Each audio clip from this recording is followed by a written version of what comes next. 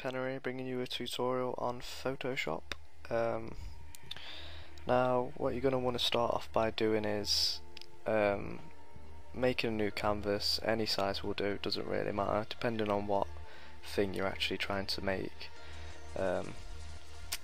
So once you've done that and you're happy with your canvas size, you're going to want to go onto your text, type anything in that you really want to put in. And I'm just going to put in penna, and select any font you want as well, because it doesn't really matter what font you have either for this tutorial. And then select what colour you want, and I'm just going to put any colour there. I've got a purple, but it doesn't really matter what colour you have. It's just a simple text tutorial for my first tutorial, and obviously as I go along I will make more advanced tutorials for those Photoshop users that feel like they need the more advanced ones. So after you've done that, make a new layer and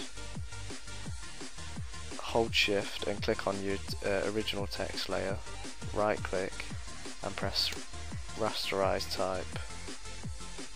Actually, you didn't actually need to do that, I don't know why I did that. All you needed to do was right click on your text layer and put rasterize type. Now once you've got that sorted, you might be able to see here that the rectangular marquee tool is selected, and if that's the case you want to change it to elliptical marquee tool, and then go onto your gradient, or if you can't find your gradient, press G on the keyboard and select the gradient foreground to transparent, and you're going to want to make sure that your foreground is white and your background black. Now once you've got that sorted, go over to your layer that you created, which should be above your text layer. Just click on it, hold Alt on the keyboard, and you should see this icon when you go between the two layers.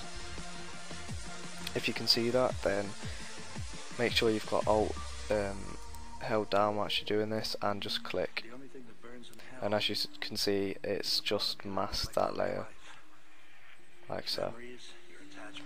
And then click onto your elliptical marquee tool, drag it out to any size you want it to be, but make sure it's over the text layer like that.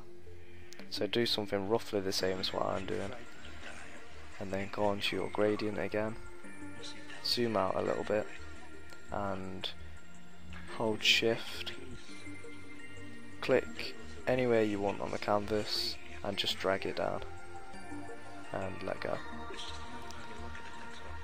And as you can see, what that's done there, if you press Ctrl and D to deselect the elliptical marquee, is it's made like a little it's like a little reflection, I suppose it is.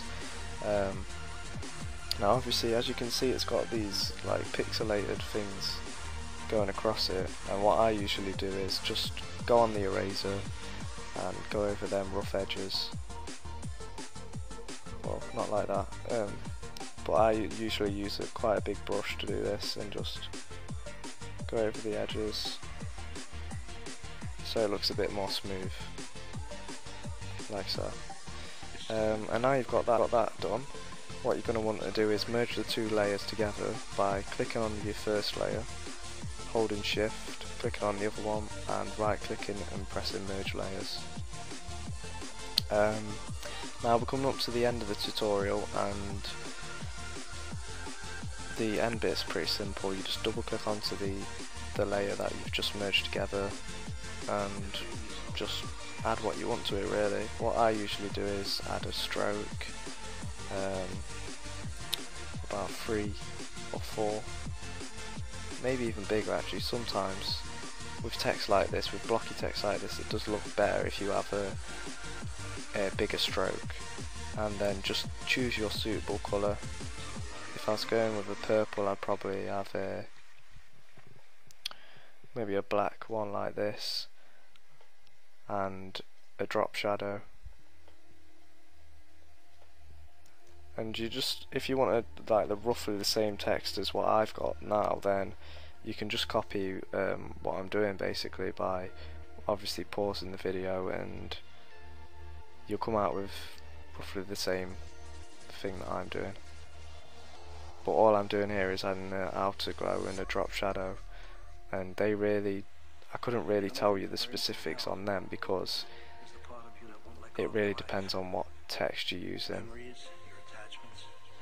If I was to give you what sizes I've got, it might look different on another text, so it's really about personal preference with this sort of stuff, but you get the gist. Now that's my end product, and to be fair, for a beginner's text tutorial you can't really go wrong with that, I think. So if you've enjoyed this video and you want if you want more tutorials in the future, then make sure to give this video a like and subscribe to the channel, it helps a lot.